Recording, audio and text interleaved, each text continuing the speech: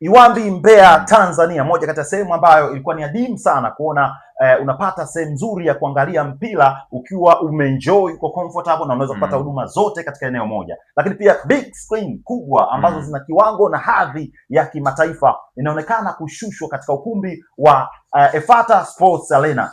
Unazungumziaje hili? Ni mapinduzi makubwa ya kuangalia mpira katika kata ya Iwambi, mtaa Ilembo. Screen inchi 75, ukumbi mkubwa, free wifi na huduma zingine. Kwa hiyo ni sehemu ambayo naamini kila mtu ataenjoy kuja kutazama soka hapa Iwambi.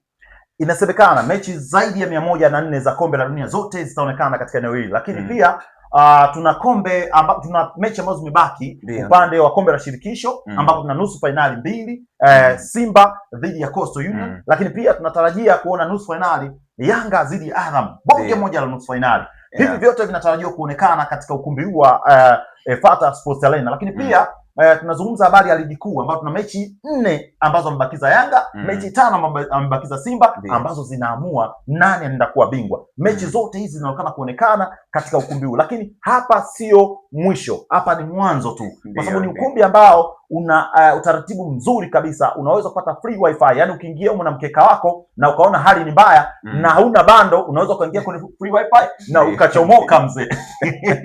Wanaita ku cash out.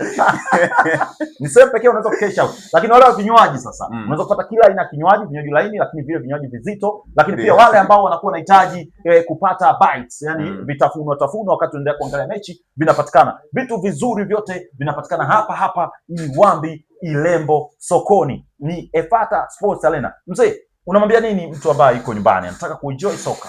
Mtu ambaye yuko nyumbani aje Efata Sports Arena, atakutana na vibe, atakutana na mpira unaomuonyesha mchezaji full, sio mchezaji anaonekana hivi kwenye TV vingine.